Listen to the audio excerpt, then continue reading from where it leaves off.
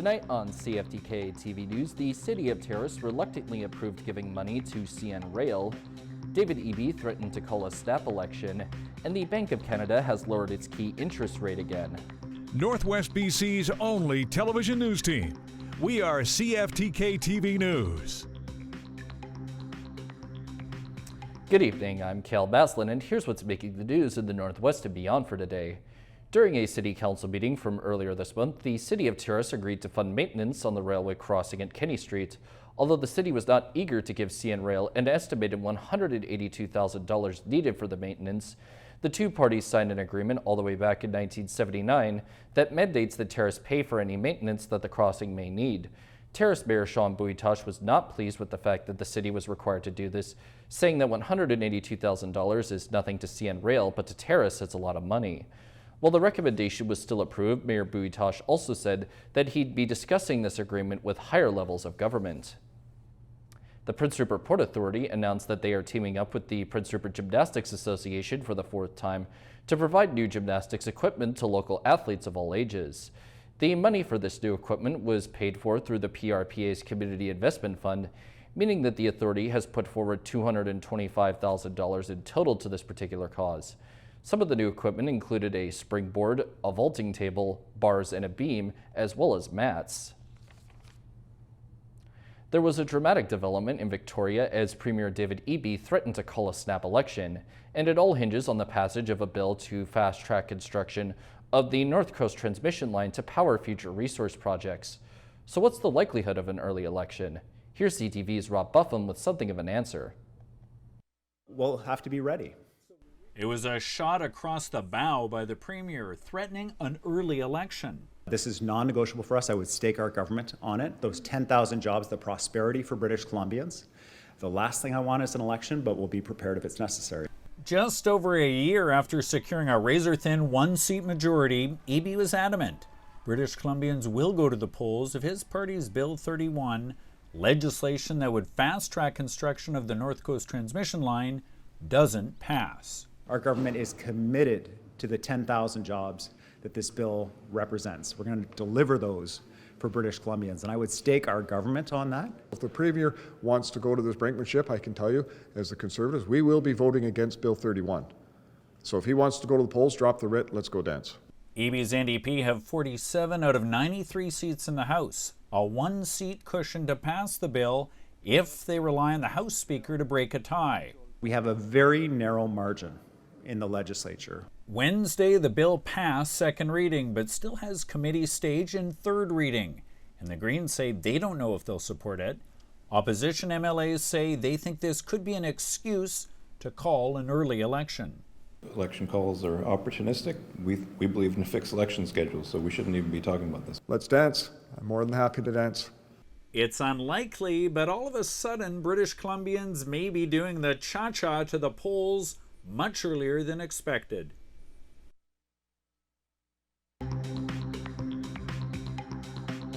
Coming up next, the BC NDP made a major legal move that affects the Cowichan Nation court ruling. Welcome back. We look to a significant legal move by the NDP government over the Cowichan Nation court ruling. The Premier reiterating that the province is moving ahead to seek a stay in the case, essentially a pause.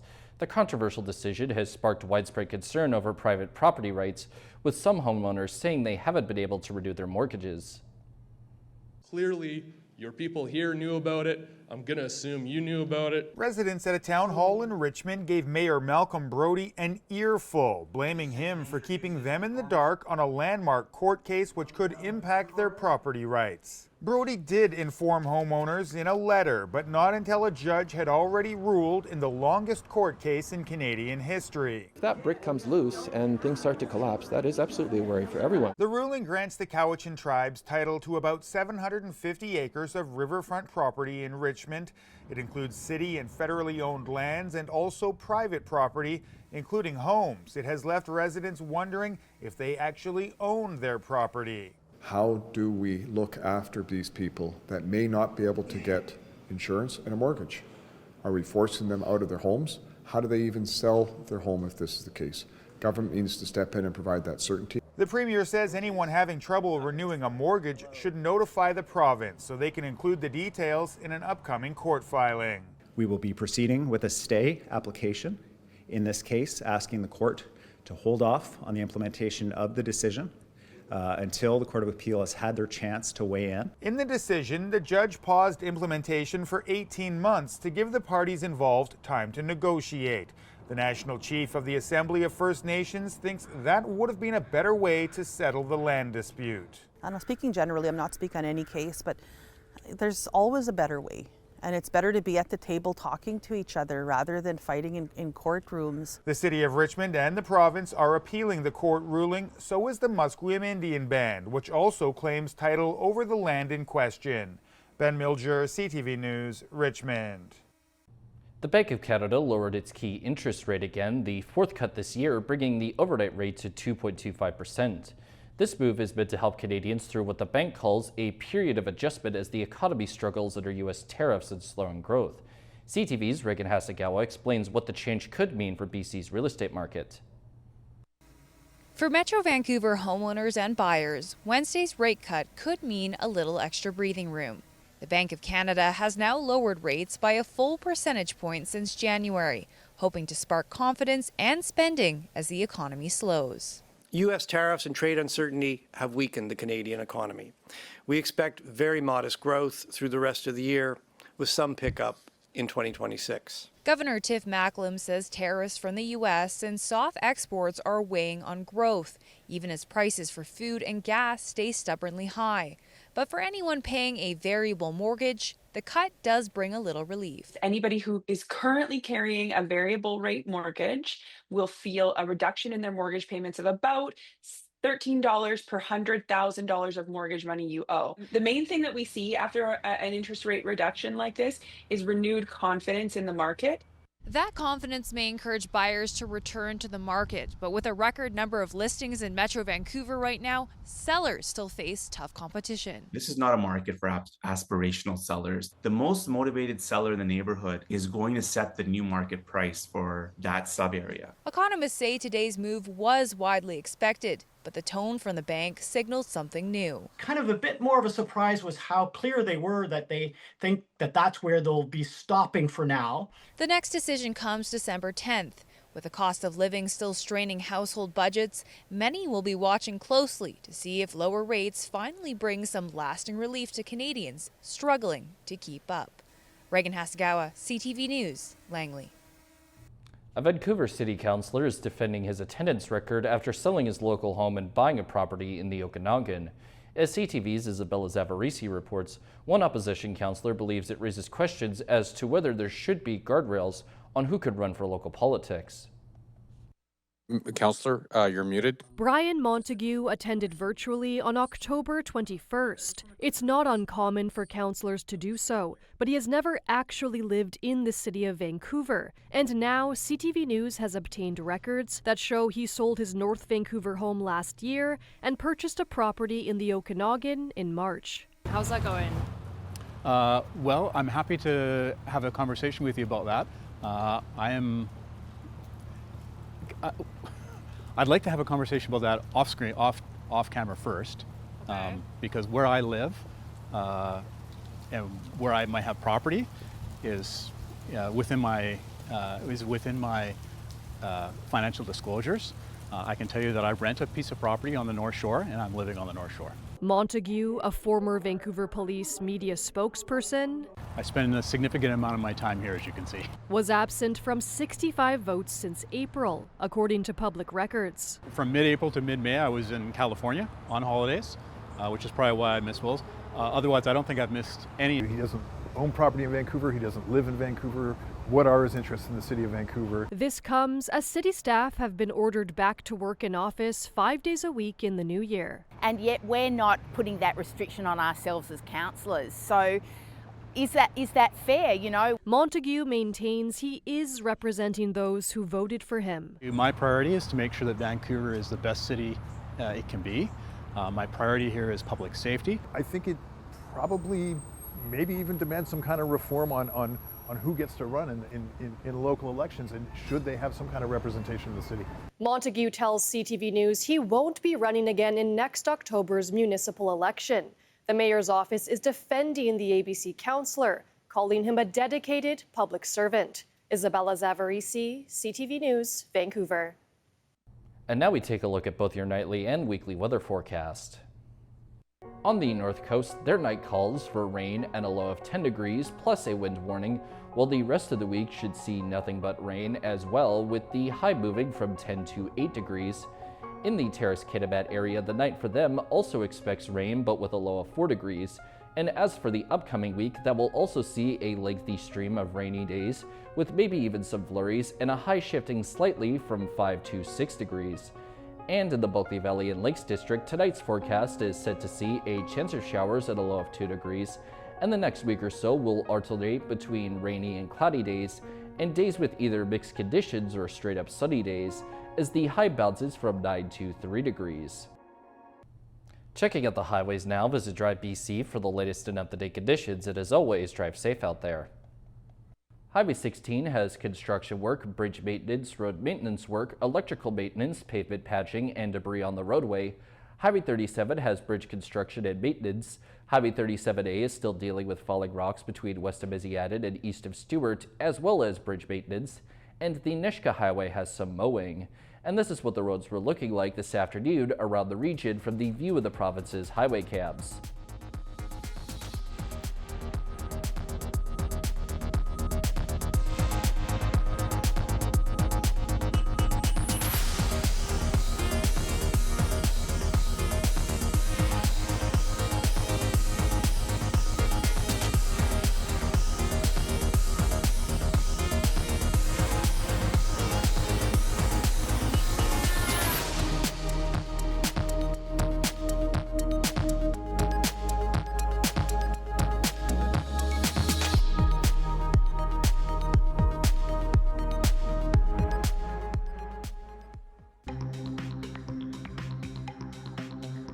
Still to come, Donald Trump and Mark Carney met for the first time since trade talks broke off. Welcome back. Prime Minister Mark Carney and U.S. President Donald Trump faced each other in person for the first time since trade talks suddenly broke off last week. The two were guests at a dinner hosted by South Korea's president ahead of the APEC summit. CTV's Judy Trin reports. A red carpet welcome for the Prime Minister as Air Force One loomed on the tarmac. Mark Carney was whisked away for a dinner invitation by South Korea's president. There was no denying who was the guest of honor. Earlier in the day, Lee Jae-myung presented Donald Trump with a replica crown and a medallion representing South Korea's highest honor. Carney and Trump didn't engage each other during the photo op before dinner, but at the table, they pointed to each other in acknowledgement, and Trump briefly locked eyes with Carney after the toast. At the table, Trump said what the Koreans wanted. We had a tremendous meeting today with South Korea. We made our deal. We pretty much finalized a trade deal. That's not the case for Canada, not after this anti-tariff ad. America's jobs and growth are at stake. Trump terminated trade negotiations 6 days ago and is threatening adding 10% tariffs on top of what Canada already has. How was dinner, Prime Minister? You chat with the president at all, sir? Very good. Had a very good conversation with all the presidents. We don't know if Carney and Trump talked about resuming negotiations, but we do know that Carney will now focus on talks with Canada's second biggest trading partner, China. That takes place Friday. Judy Trin, CTV News, Gyeongju, South Korea. It's an especially challenging time for young people looking for work in Canada this year, and as CTV's Kathy Lee reports, they're looking for support in next week's federal budget. I've been rejected at Superstore twice. It's a small but sharp blow to her confidence. Rejection message after rejection message. The sting lingers. I'd go there in person, I'd write cover letters, talk to the hiring manager, and Nothing. 16-year-old Alexandra D. has submitted close to 100 applications this year and only recently landed something. It's really hard to get a minimum wage job. Jaden White knows the struggle too well. He went months without a stable job. It's definitely discouraging. You kind of feel that you're not going to have a future in this country. And after applying for hundreds of entry-level positions, no luck for this post-secondary student. The best way I could just do is just hold on to hope, keep applying for jobs. According to Statistics Canada, the youth unemployment rate was 15% in September. Excluding the pandemic years, that's the highest rate since 2010. It's harder for new job seekers to find work. Young people are especially vulnerable to that, environment where firms aren't necessarily hiring new workers. The number of positions that firms are trying to fill down 15% compared to last year. The market's just becoming more and more saturated. Applications are coming in fast and furiously for every position. In a statement, the Federal Jobs and Families Ministry says it has a plan that includes generating and protecting hundreds of thousands of jobs, connecting Canadians to opportunities faster, and upskill and train workers. With the federal budget nearing, Brody Gomez is counting on support. It's finding solutions that align with not only Canadians, but also businesses. For Alexandra, she's off the job hunt hamster wheel for now. I'm definitely relieved. And hopes the process is a bit easier the next time. Kathy Lee, CTV News, Calgary. What kind of candy are you planning to hand out for Halloween, or will you even do it at all? With soaring cocoa prices and life in general, some people are planning to hold off on chocolate this year. CTV's Tyler Barrow reports. While shopping for trick-or-treats, Ann Gehring quickly noticed a scary trend. Chocolate is too expensive, and I understand that the packaging is even smaller.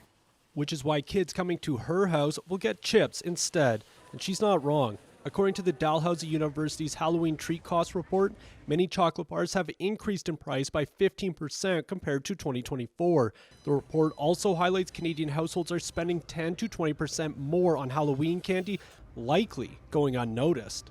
In the last few years, we saw candy sizes shrink, but also there are fewer candies per box. I think we've actually reached peak shrinkflation. Charlotte Boss says this is driven by cocoa costs around 4 times the 5-year average. Ghana and the Ivory Coast produce 3/4 of the world's cocoa beans. Both of them have actually experienced some growing challenges over the last few years. He also points to demand increasing in Asia by a growing middle class. Kochu Chocolatier in the East Village offers a variety of Halloween chocolate. It's feeling the impacts of surging chocolate prices. Ahead of the candy-filled festivity, it is trying not to spook people away by absorbing costs. Over the last 2 to 3 years, our prices have gone up more than 10%, but probably not more than 20%. We've really tried to hold that back. For those handing out trick-or-treats, some are joining the old Dutch bunch. Others, well, kids will be able to rely on for chocolate. Chocolate isn't something that we're willing to go without, and especially at Halloween. Tyler Barrow, CTV News, Calgary. You may soon be able to get a ticket for a commercial plane that's faster than the speed of sound. It comes after a test flight that's bringing us one step closer to resuming commercial supersonic flights. Here's ABC's Sophie Flay. It's called the X-59, and it could be this century's Concorde. NASA's experimental jet taking off yesterday on its first test flight over the California desert. Built to fly 925 miles per hour, nearly twice as fast as today's commercial airliners. The X-59 is designed to be the first aircraft to break the sound barrier quietly.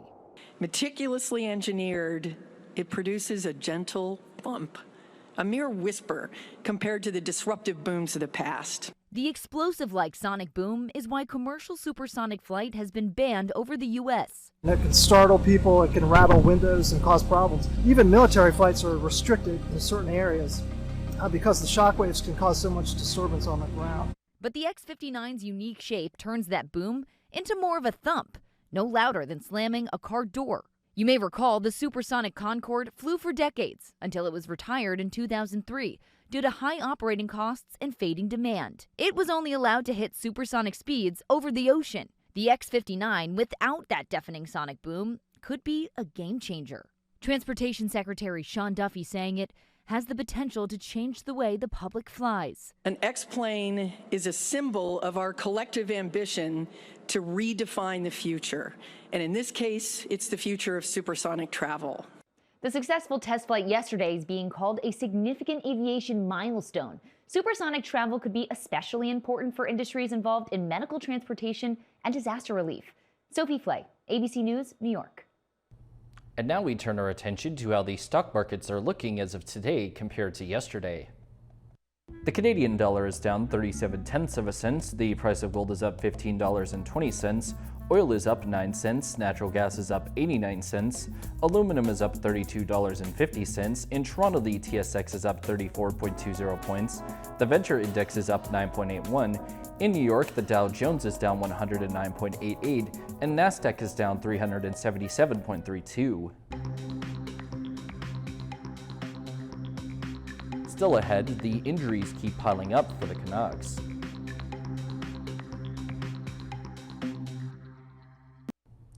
Welcome back. Things just keep getting worse for the Vancouver Canucks as of late, as they're now without their top point getter to this point of the season after Connor Garland took a hard hit in their loss to the New York Rangers. The team is now left for a 3-game road trip without him, Captain Quinn Hughes, and 6 others who have already gotten hurt so far this season. CTV's Shannon Patterson now with this week's Ringside Report. In Tuesday night's loss to the New York Rangers, team points leader Connor Garland became the 8th Vancouver Canuck to suffer an injury this season. It certainly looked like his head snapped back and potentially a whiplash situation. So he did play the full second period of the game. So maybe you think he's out of the woods at that point, but then doesn't come out for the third, and he's not making the start of this road trip. Injured captain Quinn Hughes also didn't catch the team charter to St. Louis for Thursday's game. Quinn Hughes is without a doubt 100% far and away their most important, their best player. And it's hard to win when you don't have your best player. There's no word when center Philip Hedel will return after this massive hit during the Canucks' win against Washington 10 days ago. We're looking at least 6 concussions that have been documented at this point on the player, and there's a lot of people that are worried about his future. The Canucks are also without Niels Höglander, who was hurt during the preseason, and 4 players injured during early season matchups: Teddy Bluger, Jonathan Lekkerimäki, Victor Mancini, and Derek Forbort. There's just no managing through this, no matter who you call up, no matter who you try to trade for, sign, whatever. The simple truth is having 8 guys out of the lineup not available is it's a nightmare. Is there a point where you're like, what am I supposed to do as a coach? Oh, I don't think you can even think that way. And it's a good question, because I think it's a fair question. But I think you just can't go that way. You know what I mean? We're going to keep going the way we're going. I mean, I think if you're Adam Foote, you can't get rattled. You can't show that you're frustrated, and you can't allow the injuries to become an excuse in the locker room. After an injury and drama-filled season last year, there was hope the Canucks could stay healthy and be a playoff contender. 11 games in, they're under 500. In a league where realistically you probably still need 95, 96 points to make the playoffs comfortably, a 500 record only gets you to 82 points. If the Canucks want to make the postseason, they need to start winning with the players they have. It is the next man up, and there's nothing you do except keep going. That's what we're going to do. Shannon Patterson, CTV News, Vancouver. The federal government is spending $3.8 million to support Black entrepreneurs and businesses in BC. Housing and Infrastructure Minister Gregor Robinson said the Black Entrepreneurship Program Ecosystem Fund helps business acceleration, financial planning, business development, and advisory services. Ottawa says the fund has supported over 24,000 businesses since 2021. That's all of our news for now. From everyone here at CFTK-TV News, I'm Cale Maslin, and thank you for watching. We will see you next time.